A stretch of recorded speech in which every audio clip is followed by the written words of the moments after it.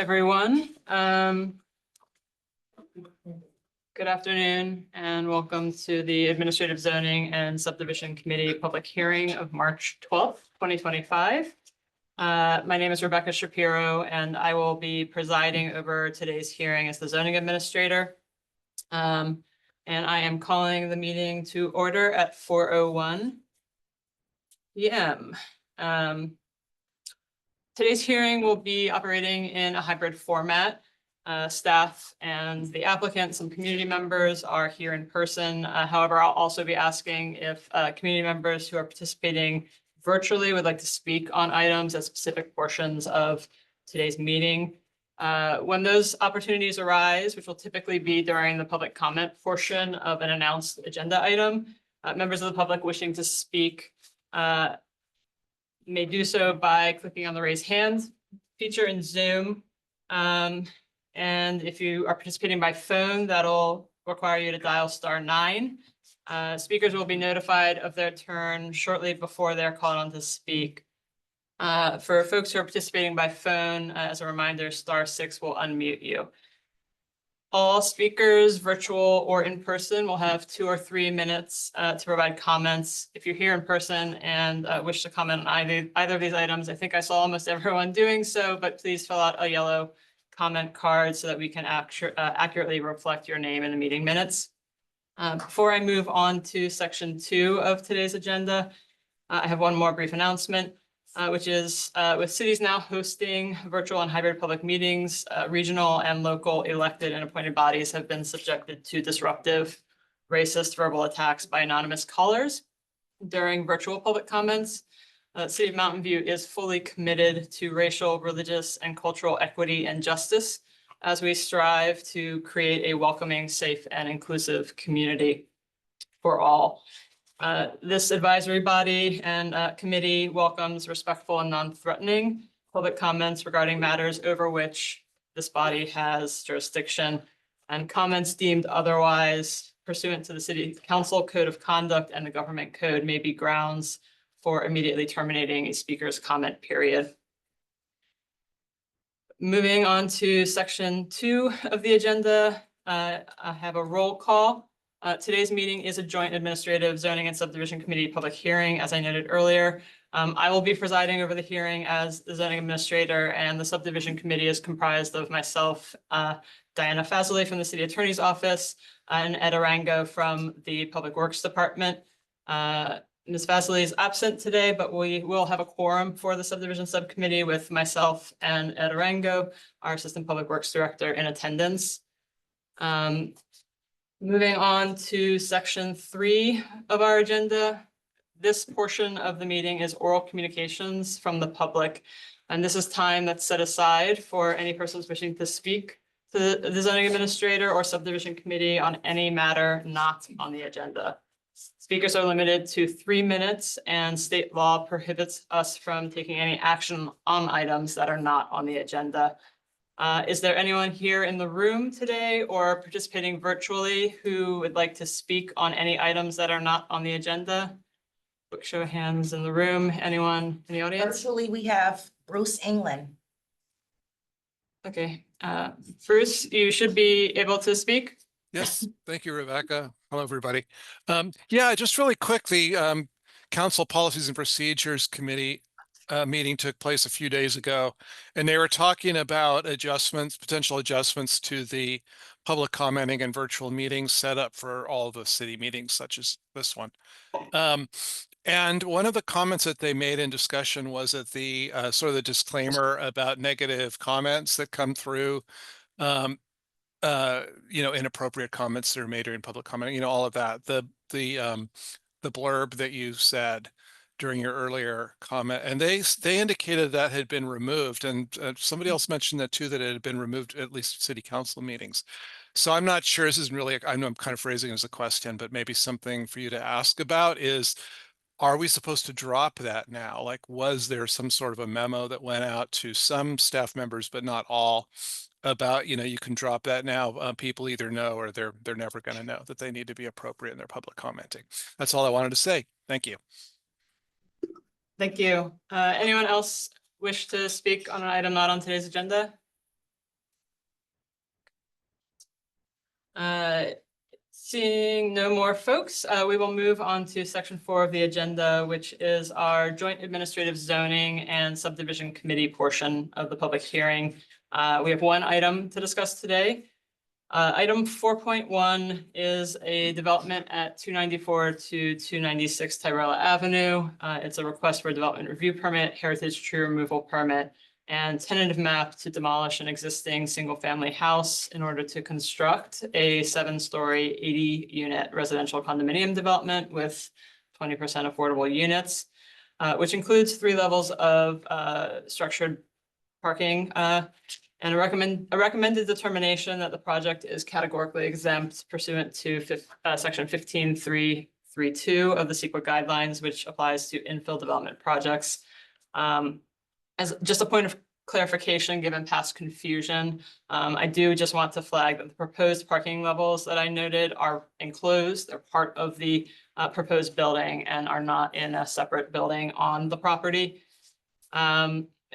As with most public hearings before this body, for this item, we will start with staff presentations. Then there will be one opportunity for an applicant presentation, followed by a single public comment period on this item, where anyone here today may share their input. After the public comment portion of this hearing, the action will be broken into 2 parts. First, I will make a recommendation on the development review and heritage tree removal permits portion of the project. And then the subdivision committee will make a recommendation on the tentative map. Again, given past confusion that's been expressed in public comment letters, when this item first appeared on an administrative zoning agenda, I do want to reiterate that today's actions are recommendations. No approvals of any project will occur today, as the city council has the final decision-making authority on this particular project.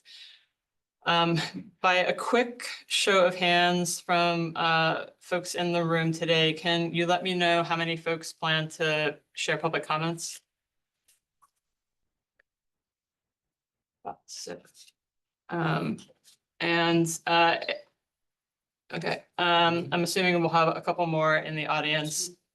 Based on the number of speakers today, I am going to ask folks to limit their comments to 2 minutes, and appreciate folks' ability to do that.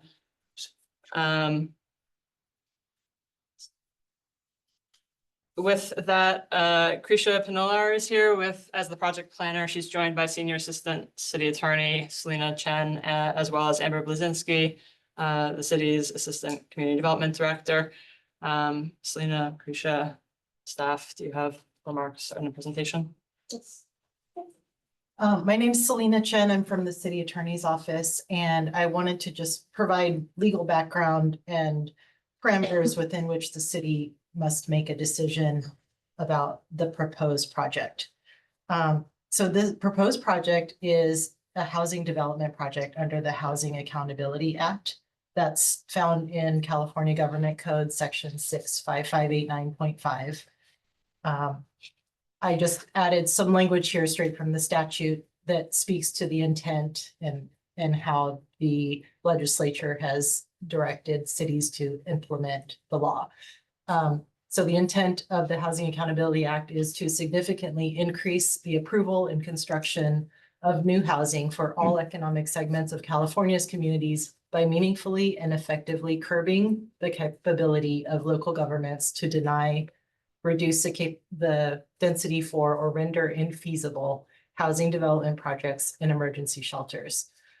And the legislature further states it is the policy of the state that the Housing Accountability Act be interpreted and implemented in a manner to afford the fullest possible weight to the interest of and the approval and provision of housing. This law has been in effect since 1982, and it continues to be amended by the legislature to strengthen the ability of the state to require certain things by cities and limit our discretion. So next slide, please. So not only is this project a housing development project under the Housing Accountability Act, it also qualifies as a builder's remedy project. Builder's remedy is a provision of the Housing Accountability Act. And I'll start with two caveats. First, builder's remedy is an evolving area of the law.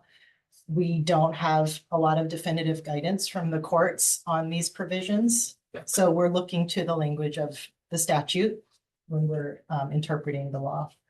The second caveat is that builder's remedy law was amended last year. New provisions went into effect on January 1st. And applicants are allowed to choose to be subject to any or all of the new provisions that went into effect on January 1st, or be subject to the laws that were in effect when their pre-application was submitted.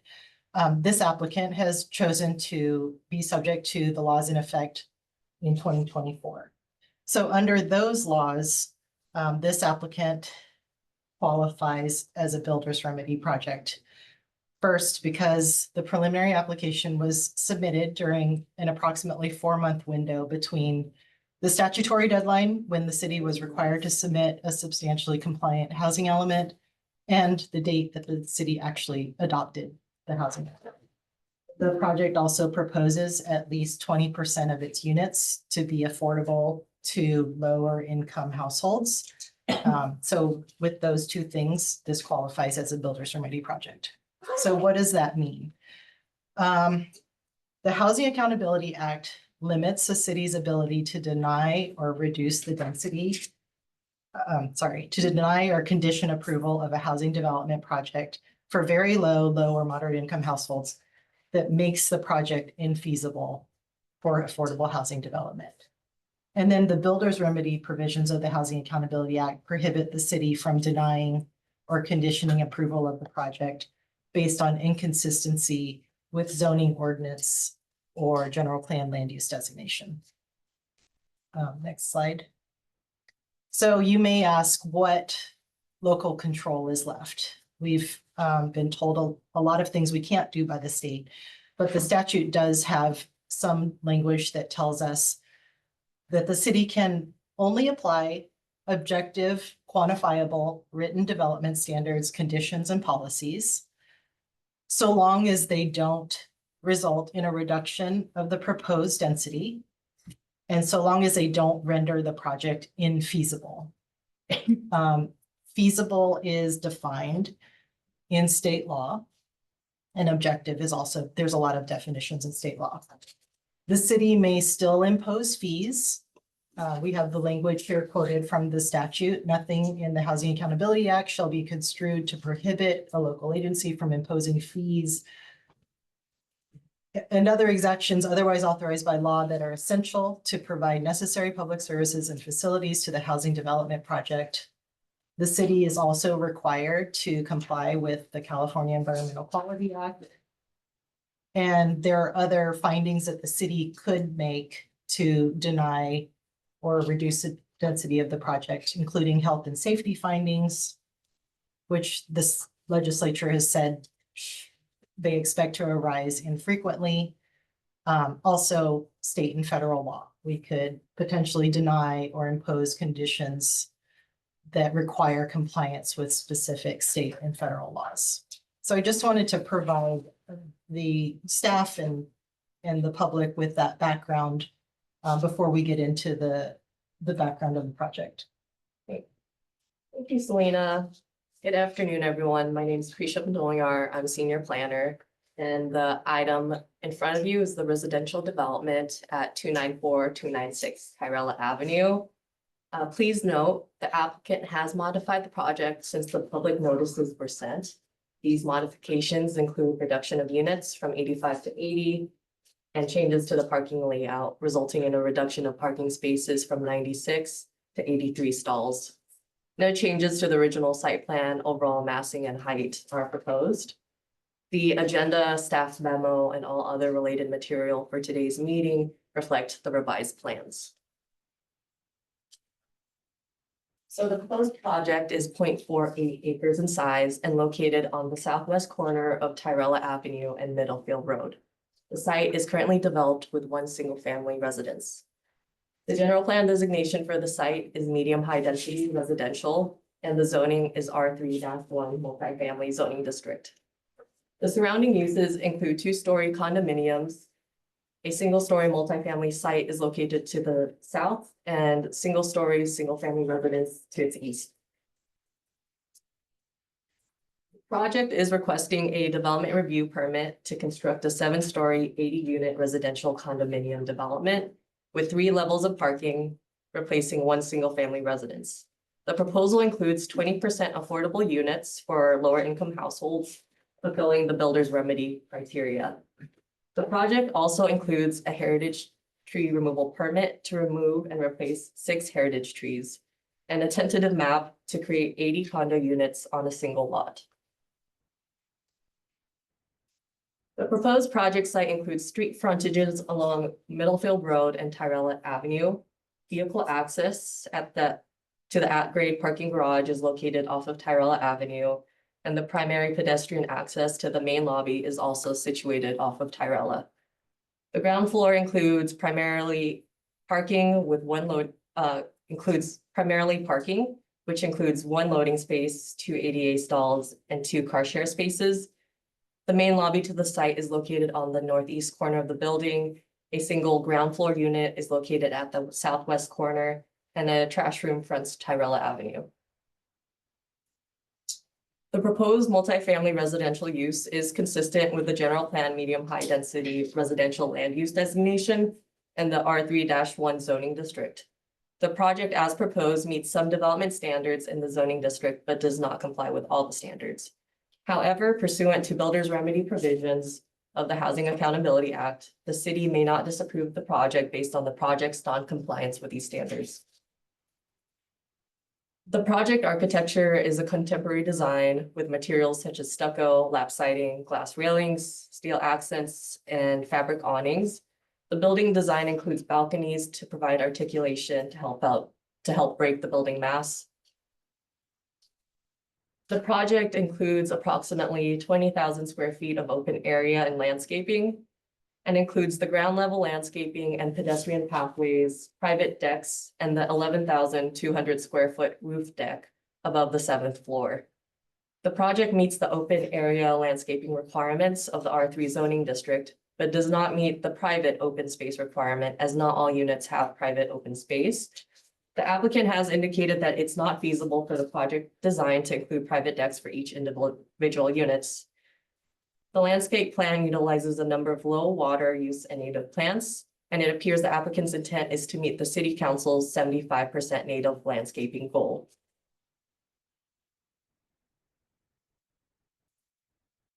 The project site contains 16 trees, including eight heritage trees and 8 non-heritage trees.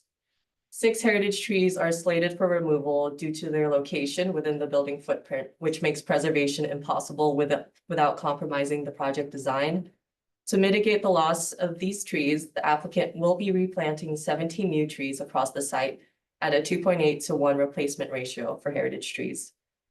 The applicant worked with their arborist to study relocation of on-site trees, but because of the size and age of the trees, they would not be good candidates for transplant.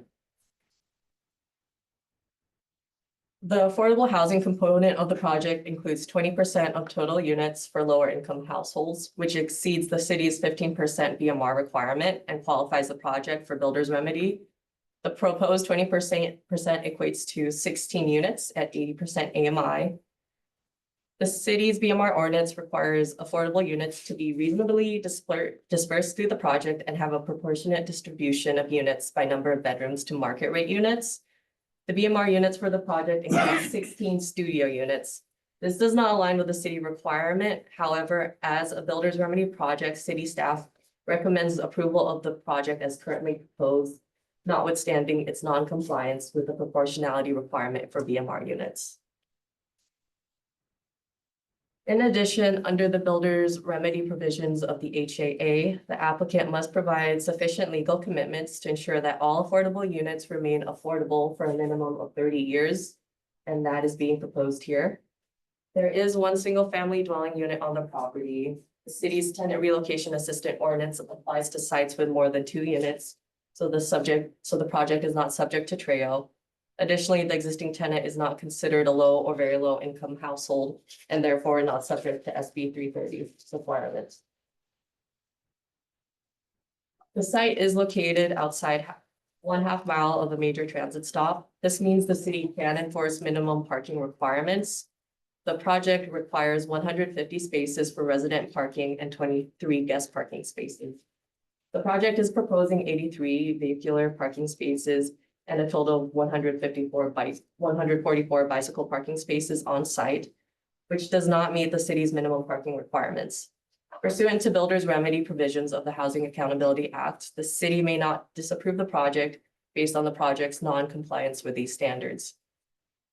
Additionally, typical project review of this scale includes preparation of a multimodal transportation analysis to determine local project impacts, including bicycle, pedestrian, and vehicle movements. An MTA study was prepared and changes to the on-site circulation has been made, such as removal of the driveway entrance off of Middlefield Road, removal of the secondary service driveway on Tyrella, and adding loading spaces on site. However, the MTA indicated that the applicant pay their fair share cost of a pedestrian hybrid beacon and crosswalks across Middlefield Road due to the increased pedestrian activity, but this is not imposed due to the applicability of builder's remedy. The project is proposing to replace damaged curb, gutter, and sidewalk. Projects typically dedicate frontage for public utility easements and require undergrounding of overhead utility lines. Since undergrounding would require undergrounding across Middlefield Road, the city is not pursuing this requirement due to the cost and applicability of builder's remedy. The project completed a compliance checklist and is determined that it can meet the categorical exemption per section 15332 for infill development. The project is determined to be consistent with the city's VMT policy and has a less than significant VMT impact. Typically, development projects of such scale and scope are encouraged to conduct a neighborhood meeting to gather community input during project review phase. Although staff encouraged applicants to host a neighborhood meeting to engage with the community, the applicant has declined to conduct a meeting for this project. Similarly, the applicant declined to attend a development review consultation meeting to discuss the project design. These meetings are not mandatory, but applicants typically participate as a way to get design feedback from staff in the community. Since the agenda for the meeting was posted, staff did receive 7 public comments, which included comments from the general public, Cal HDF, and 1 from the applicant's attorney. These comments have been posted online. In conclusion, the project is found to be consistent with some of the development standards. It achieves general plan and housing element goals by increasing market rate and affordable housing opportunities in the city and helps meet city's regional housing needs allocations. Therefore, staff recommends the city council adopt a resolution conditionally approving the development review permit, heritage tree removal permit, and tentative map pursuant to the conditions of approval for the builder's remedy project attached to this findings report. And that concludes staff presentation. Staff is available for any questions. Thank you, Krisha and Selena. Turning my face to the audience, now is the applicant's turn to make a presentation or share remarks should they desire to do so. As a reminder, you'll have 5 minutes, and I see you walking up to the dais, so I'm assuming we'll hear a presentation or remarks from you today. Yeah, just gonna give some oral remarks, no visual presentation. But I'm excited to bring one of the first 20% affordable market rate projects to Mountain View. It's been a bumpy road, but I'm hoping we're almost at the finish line here.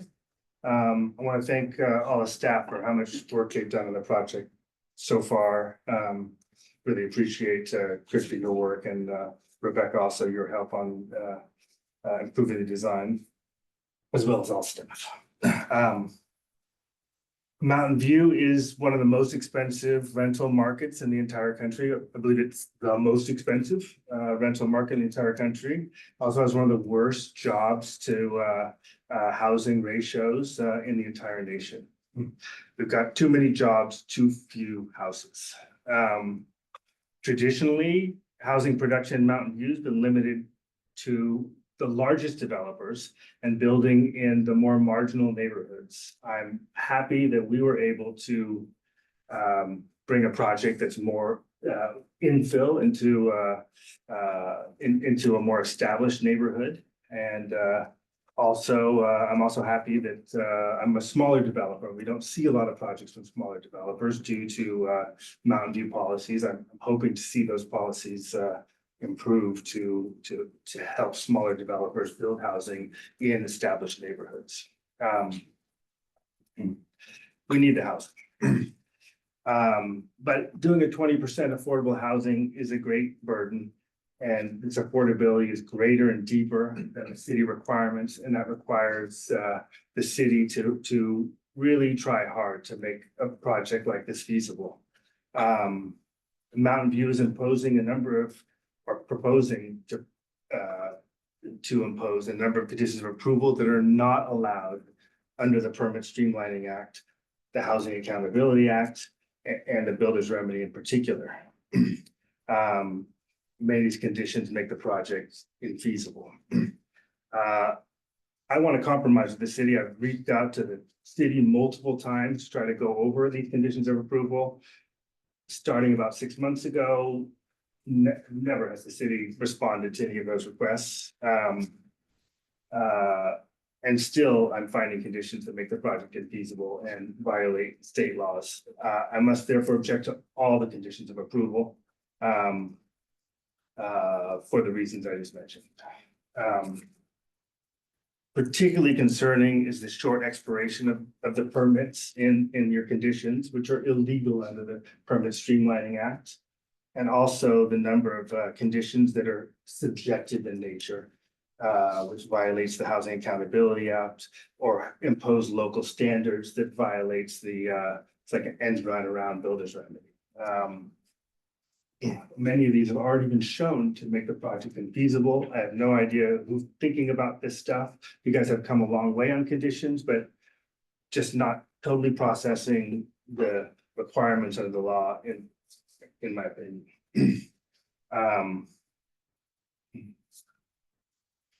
I sure hope that you don't put us in a position where we go to council with conditions that make the project infeasible and then for these reasons, and we either lose a housing project that we need, or we have to join one of the nonprofit groups that have been actively looking at these issues and Mountain View's compliance with these issues to enforce these laws in court. Let's not do that. We need the housing. Mountain View's a pro-housing city. Why are we imposing illegal conditions of approval? Just going to tarnish the reputation of Mountain View, and like I said, could lead to a lawsuit with some of these very reputable nonprofits. I think you've already got a letter from Cal HDF. EMB Law is also looking very carefully at this project. Let's work together and get this project approved, and let's approve the project, but not the conditions of approval. Thank you so much.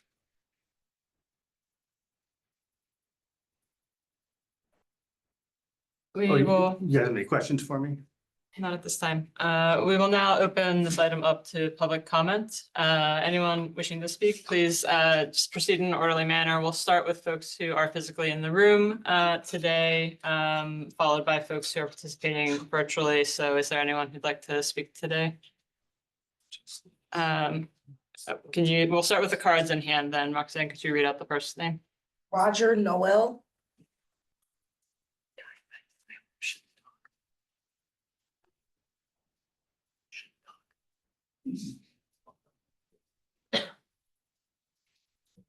Good afternoon. Please allow me to introduce myself. My name is Roger Noel. I'm a 45-year property tax paying resident of the city of Mountain View. I reside at 323 Tyrella Avenue. I have served as a community volunteer, Mountain View Parks and Recreation Commissioner, and the elected school board trustee and board president of the Mountain View School District. I'm here today to oppose the gigantic 7-story, 80-unit apartment house proposed for the corner of Middlefield Road and Tyrella Avenue in Mountain View. This neighborhood consists of primarily 1- and 2-story residences. Project is completely out of character for this neighborhood and will have a negative effect on parking, traffic, and quality of life. Parking. Every day, our neighborhood is filled with cars parked from the German school on Easy Street. As the parking for this project is not free and is inadequate, street parking will only get worse if this project is built. Traffic. The intersection of Tyrella and Middlefield is very dangerous. I have observed firsthand many serious accidents there.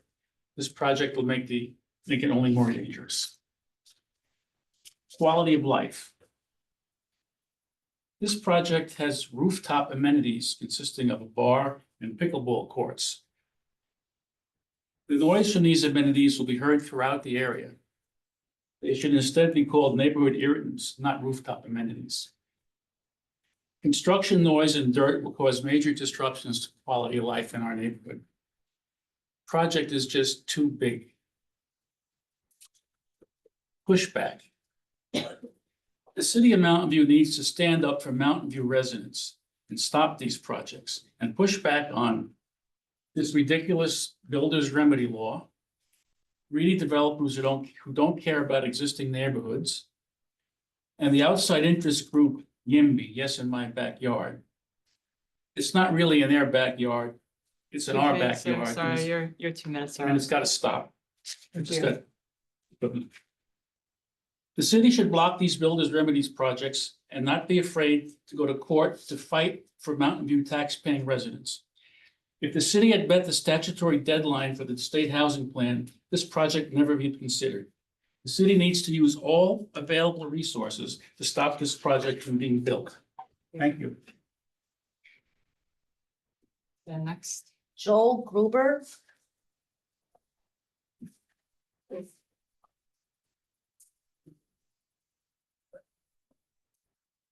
Hi, everyone. My name is Joel Gruber. I live on 137 Kitto Drive, just down the street from the project. I've lived in Mountain View since 8th grade. I went to Graham Middle School, Mountain View High School. And I'm now raising my family in Mountain View. And the thing about this project that I want to bring up is what is the long-term plan? There's another development right down the street. I know we're not talking about that today. But just keeping in mind, we're starting down a road of something that I think will affect this area. I looked up the International Code Council website defines a high-rise building as a 75-foot tall structure. So I don't know the height, I haven't seen the blueprints, but it sounds like we're dabbling in a high-rise. And if you go to the neighborhood and look at it, it doesn't really fit there. Another thing I want to bring up, because I am raising a family, is I have 2 students at Jose Antonio Vargas, a new elementary school. It was just opened 5 years ago. My daughter, who's in 5th grade, she's here with me today, is in a class of 31 students in her 5th grade class. California Education Code 41376 and 41376 and 41378 requires a penalty for any classes above 29.9 students. That being said, this brand new school that opened 5 years ago is at capacity. And so I know not everybody in this unit is going to have kids, but what is the long-term plan here? I feel like we may be essentially, this is like a tipping point. We approve this project, another project gets approved. We're completely going to change the dynamic of the neighborhood. And while I totally respect the builder and what they're trying to do, and the 20% affordable housing, in the end of the day, this is a big project. I'm actually a contractor myself, so I understand the idea of making profit in a business, but I believe 80 units is about maximizing profits. Even though they have the 20% affordable housing, this is just too big. And I think that's the trouble that they're having, is they bit off a little too much. Thank you. Nikki Sherwood.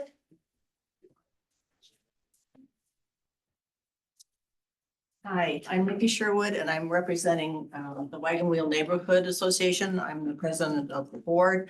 And I also, there's one person from Slater. Is anybody else here from Slater neighborhood? Oh. You are, yes. So I'm also speaking somewhat on their behalf because they're even more impacted than the Wagon Wheel neighborhood. So just to clarify, I think you said there were 7 comments submitted online. Does that include the ones that we submitted in November? No. So that's another 5 or 6. And all but one of those have been very much against this, this proposal. And the issues over and over again are the traffic and safety, the safety of kids going to school, parking, because that's going to affect both neighborhoods, and noise in the close by housing. And I realize that the city council and staff's hands are really tied with the builder's remedy because of the issues from the state. And I realize that we all have to speak to our state representatives to help with this issue. But I would like to plead not only for this project, but for other projects too, that we get the best outcome for both the new residents and also the longtime residents in the established neighborhoods. Because it's really tough on people that have a 1-story house. And that's also financially potentially their retirement. And I think that if we're not careful, then the impact of some of the large developments will lower their property value. So that's something we have to consider. So I just ask that the city help us push back at the state for parking and density and keep all the neighborhoods livable. Thanks.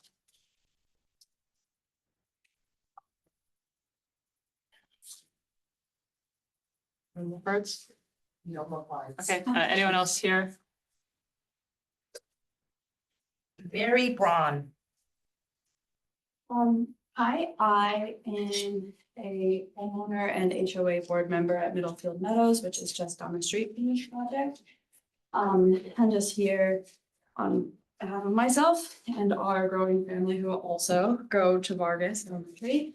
But also at the request of my fellow board members. I really feel for you guys. I think you're sort of hamstrung by the presentation that you walked through. I agree and see the need for more housing, but I agree with all of the comments stated here today that a 7-story housing project in this community is, in my opinion, totally absurd. I would love to see a revised proposal that would be maximum 3 above ground stories, because I definitely want to provide more affordable housing, but I think being able to place that housing and plan within the nature of each neighborhood to be able to preserve the Wagon Wheel and Slater neighborhoods while still finding appropriate places within Mountain View. So I don't know the latitude that you have to do that, because it seems like you can't really enforce any of the provisions that you said this doesn't stack up with. And I appreciate you wanting to build affordable housing in this area. I just think there's a better compromise that could be struck, because this seems to me pretty ridiculous for this neighborhood. Thank you for your time. Thank you. Anyone else in the audience today wish to speak? Please come up and give your card to. Trevor Braun. Hi, I'm Trevor. Mary is my wife. She probably said things better than I can today, but I think at the end of the day, all I want to talk about is the fact that we're not against more housing and more affordable housing in Mountain View. I think that's incredibly important, and I think we all recognize that. The problem here is we're not really thinking about city planning. Great cities have great city planning. Putting a 7-story tower in a residential neighborhood is just really absurd. So I'd urge you to push back against this. Thank you. I believe I saw at least one more audience member. 2. Thank you. Jamie Vasquez. So good evening, members of the Administrative Zoning and Subdivision Committee. My name is Jaime Vasquez, and I'm a field representative with the Norcal Carpenters. And I'm here on behalf of Local 405, and I want to speak on proposed development. So this project, one of the benefits, not just for the developer, right? We need for the entire community, this project to reach its full potential. It needs a critical that the developer chooses a responsible general contractor, one that pays area standard wages and provides essential benefits like healthcare for its workers. When developers prioritize responsible contracting, they invest in the skilled men and women who build our communities, ensuring they can afford to live where they work and support their families. Unfortunately, when these standards are ignored, it leads to lower wages, fewer benefits, and a workforce struggling to make ends meet. This doesn't just affect construction workers, it affects entire local economy. Responsible development means prioritizing good jobs, ensuring that public and private projects alike contribute to long-term economy sustainability. As members of this committee, you have the power to encourage responsible practices that uphold the value and fairness of sustainability in our city. I urge you to ensure that 294 Terrell Avenue becomes a model project that not only enhances our community, but also supports hardworking tradespeople who make it possible. Thank you for your time. Thank you. One more part I saw.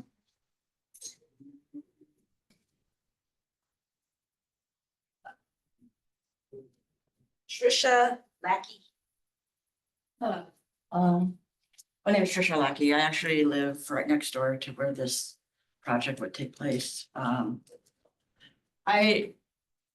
When I saw there was a 7-story, I thought it was a joke. I was like, I could not even believe that there was being proposed to build a 7-story building in this neighborhood. I've lived there for 30 years. It's never felt like that type of neighborhood that would have a high-story building with that amount of density. And the one thing about this neighborhood, which you may not know, is that it's actually one of the more affordable neighborhoods in Mountain View right now. And it just feels like the builder's remedy, I take it to mean that cities were not being flexible in designing and allowing certain types of buildings to be built. But it feels like this goes beyond the spirit of what that law is about by basically probably more than doubling what would the city would normally allow to be built in that space. It feels like it doesn't make sense. It just doesn't make sense. And I drive down Middlefield Road and I see for Shoreline where they tore down the 2-story apartments and they built new apartments there, more dense. But those are only 4 stories high. They're not even, and they don't butt up against people that are living in 1-story houses. That like strip of land there has always been apartments. So it doesn't make any sense in the context of the neighborhood and the city of Mountain View that I've lived in for 30 years. Thank you.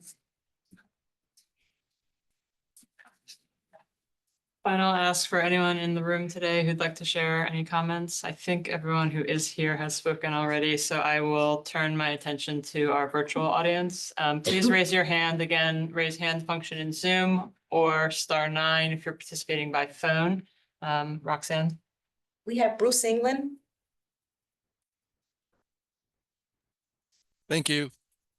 Bruce England, Wisman Station Drive, which is fairly close to this area, and it's a part of Mountain View that in the last several decades has been densified and modified from its earlier light industrial profile, and East Wisman is going through similar changes. So the builder's remedy problem, okay, this is not something to love, that's for sure. And a building of this size might be not the kind of thing that we want, and yet we do need more affordable, we need more housing, we need more affordable housing. And that is a reality. And this project will help to address that. I wanted to make the comment that there is a local Mountain View YIMBY group. So even though they have a larger presence, that we do have a local group with local community members. I'm not a member, but they do exist. I think that the some of the infrastructure in the areas around there, the impacts on the schools is a very important point. And you have Ed Arango there, and he knows certainly about the crossings there at Middlefield and Torella, and also the crossing on Middlefield over by 85 that's very narrow and is lacking sidewalks. So all of the infrastructure details need to pay attention to. And as I commonly bring up at these meetings, trees protection. So when I look at the plans, it looks like a lot of the trees are being protected, and that's great to see. But I will just say we always are not happy with the loss of any trees. So even though it's 6 trees and the replacement ratio is good, when you remove mature trees, there's a loss there. And I just urge the developer to pay close attention to that. And the question about community meetings, I still think even though it's not a requirement, that it's just good practice for developers to meet with the community and hear what they have to say. And sometimes there are ideas the community has that isn't just no to this project, but some of the details that perhaps they might have some insight into. And lastly, just want to voice my support for the trades. They've raised very important points about how labor is handled when these developments are constructed. So full support for the points that they make. Thank you. Thank you. Next, we have Celia Paymer. Hello, my name is Celia Paymer. I'm a member of Green Spaces Mountain View, and yes, we are continually advocating for our trees. And it seemed like in that first slide on the laws, there are allowable ordinances that can still be enforced if they are specific. And I think that our heritage tree ordinance is. It can't make no projects possible. But these trees are along the edge of the property. The 43-inch oak tree is far enough to the edge that if there had been any thought or consideration put into maintaining our community, when trees are part of our community, they're part of our community benefits, that it would have been preserved. And so I think it's sort of a, I guess maybe a warning sign of what we're hearing from all the other community members. It doesn't feel like this plan was thoughtful or considerate to the community, the context, and where it is. And our city needs to protect our community resources, especially like some of the fees that are being asked for, or the requirements of undergrounding lines that would reduce fire risk, or make it so their power isn't out today. I wonder how many people can't call in because their power is out today. Things like that seem like they would fall under, from what I could tell in the first slide, reasonable fees and expectations. So I love more housing. I think we need more housing, but it needs to be built in a spirit of recognizing the people who live in that housing will be part of the community, and you don't want to start with the community resenting them. So how do we build in a collaborative way that protects the investment and the relationships that are going to come in the future? Thank you. Thank you. Next, we have Gary.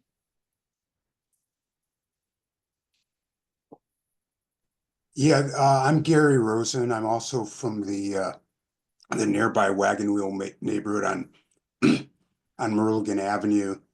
I think the people from the neighborhood have already spoken pretty eloquently on why this project will have negative impact. So I won't further explore that. I'll just deal with the issue of housing. Is that sometimes people who propose projects are accused of being NIMBY, not in my backyard. But the reality is the people in the neighborhood have actually collaborated with the city, and we've have helped come to agreement with the East Wisman Precise Plan that is going to provide, I believe, thousands of new housing units for Mountain View. And I think there are others such. There may also be one in the shoreline area like that. And the point is that this project is only going to have a tiny impact on the housing supply of Mountain View. And let me point out one other thing. In our neighborhood, we've also had quite a few infill projects of new dwellings being built that are consistent with the character of the neighborhood, that people have welcomed here. And to reiterate, I was going to say that this project is only going to have a small impact on the housing supply in Mountain View, but a very negative impact on the neighborhood. And that's why people are opposed to it. We're not opposed to new housing, but we believe that Mountain View is capable of supplying new housing and at the same time maintaining the character of the existing residential neighborhoods, which drew us to Mountain View in the first place. Thank you. Thank you, Gary. Next, we have Ivan Lynn Scott. Well, thank you. This is Ivan Linscott. My wife Margot and I have been residents in Leslie Court, a block away from the proposed development for 45 years. And we have come to cherish our lifestyle there and the neighborhood itself. What strikes me most, what causes me the greatest concern is the placement of a 7-story tower in the middle of our neighborhood that we have come to value with great deal. I feel that the impact has already been, I think, unquestionably identified by our speakers, is not only for the character of the neighborhood, but for the quality of its life. And I'm especially drawn to the aspect that the 7-story tower and its rooftop so-called amenities will have an unobstructed view of my backyard and my bedroom. And I find that not only offensive, but a kind of violation of my personal freedoms and identity that I still feel my city government should protect and go to whatever lengths it takes to make sure that as Mountain View residents, that we continue to thrive within our neighborhood. I think it's just completely inappropriate to sacrifice our quality of life and our character of our neighborhood to what is unmistakably the avarice and greed of this developer. This project could go almost anywhere.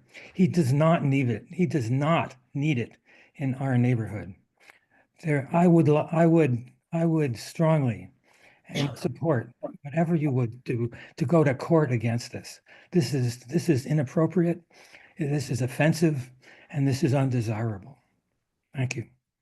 Thank you. Next, we have Reina Ramos. Hi, everyone. My name is Reina Ramos. I live 2 doors down from the location. We are in a building of 18 units, and everyone here is long-term tenants. We have large setbacks in our building from our property line. We offer 3 parking spaces, and even so, 3 guest spaces. Everyone has one designated parking spot. We struggle a lot with parking. One of the things that I want to point out when listening to the slides was that the applicant is not meeting a lot of the city regulations. Those regulations, those requirements were made with a lot of investment of property taxes and a lot of hours to ensure that these buildings were built with the idea of safety, protection, and everything that we needed in order for something to be of quality for the residents using it. So I don't understand why the city is not really pushing for those requirements. They were done for a reason. The applicant is emphasizing a lot of this 20% affordable housing. In all reality, all these new developments, 20% affordable housing is not enough. It would be way more as to what we pay here. And to the point of someone said, this whole neighborhood, the rent is relatively very, a lot less than other parts of Mountain View. So I don't know how this, those 17 units would help, being that it would be more than what most of the community pay here. Also, the trees, I'm very sad to see, to think about those oak trees being taken away. I don't like that the applicant was not wanting to participate in the community meeting that could have helped a lot of this. And he's threatening the city while he's threatening our quality of life. This is not going to go easy for him because we're not going to let it go. This is something that he needs to really reevaluate and make sure that there is enough parking spaces and a lot of more other stuff that he needs to meet the criteria in order to build something in his neighborhood, because he's going to really affect the quality of life in this neighborhood. Thank you, ma'am. Last, we have Alexander Brown. Hi, friends. I also like trees, and I like the carpenters who work with the corpses of trees. Um, I think this project could be bigger. I don't know that we're really taking the most advantage that we could of a project of this size.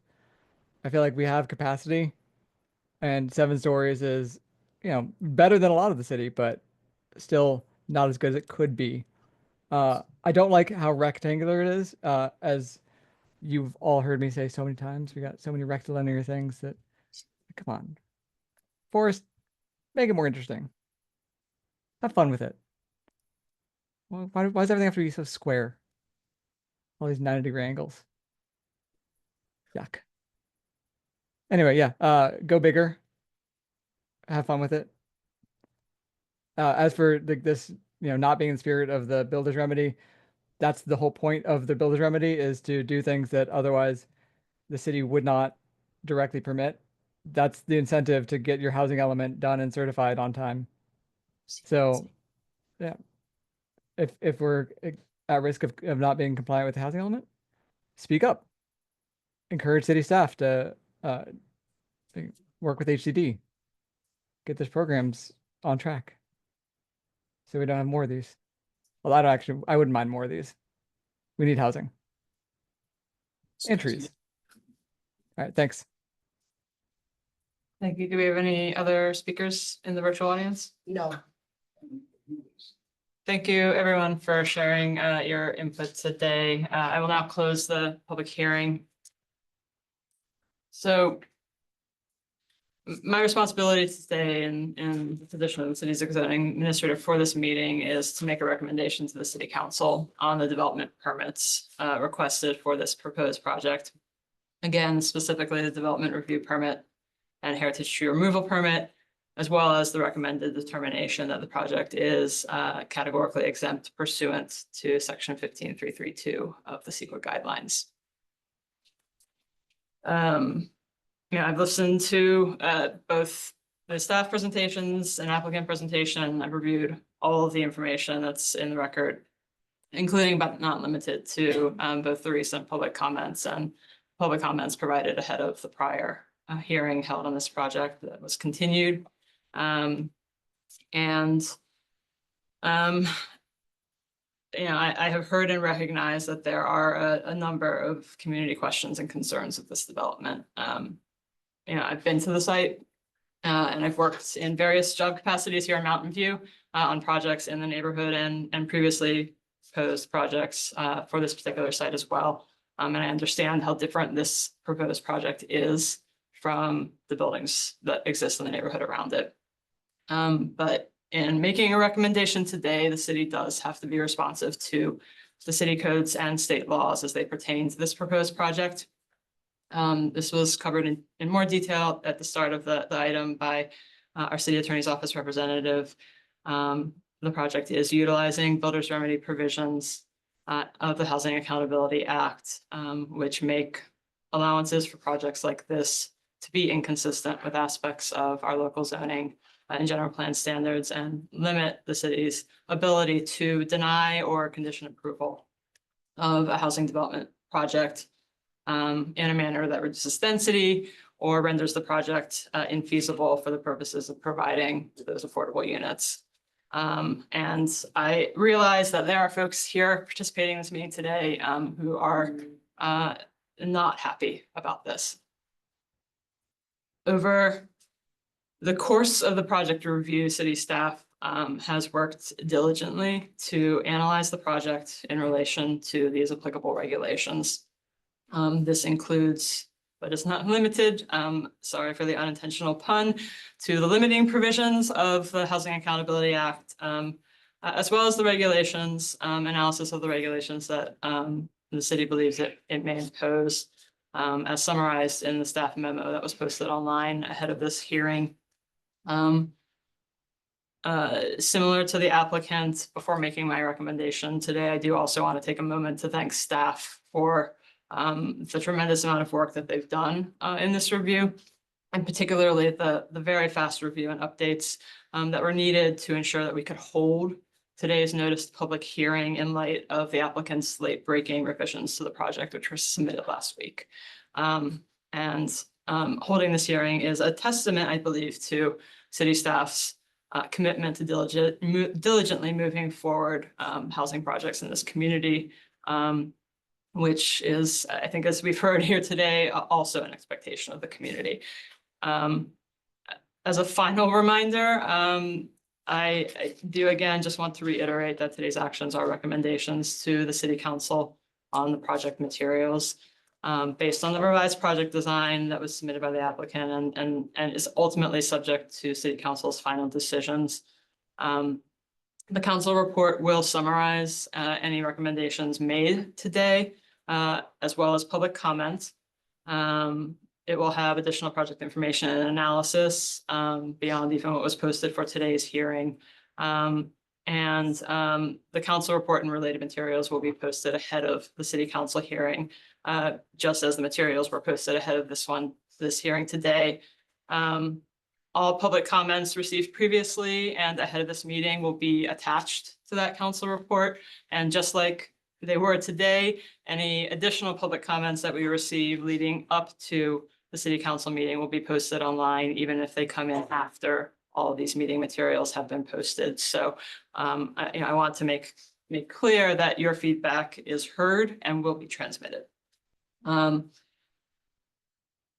With that, I am moving to recommend that the city council approve the development permits requested under item 4.1.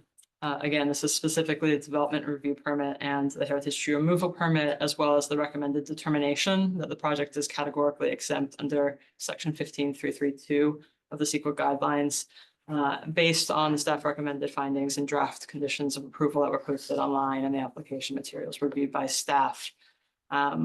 And with that, I will bring the item back to the subdivision committee to discuss the tentative map recommendation for this housing development project. I'll turn to the single subdivision committee member joining me today to ask if you have any questions, comments, or whether you'd like to make a motion on the tentative map. Thank you for that information, Rebecca.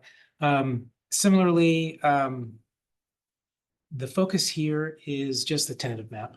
And so that's where I'm contributing to as part of the subdivision committee that Rebecca and I are part of. The limitations and restrictions that Rebecca mentioned are still applicable. And I have read the staff memo and the materials associated with the tentative map that's proposed for the development. I don't have any questions, and I'm happy to make a motion to recommend approval to the city council of a tentative map at 294 and 296 Tyrell Avenue, the 80-unit condominium development, subject to the conditions of approval and conformance with the general plan and zoning ordinance. Thank you, Ed. I will second the motion and will ask Ms. Rutherford to do a roll call vote. Yes. Ringo, Aye. Shapiro, Aye. approved.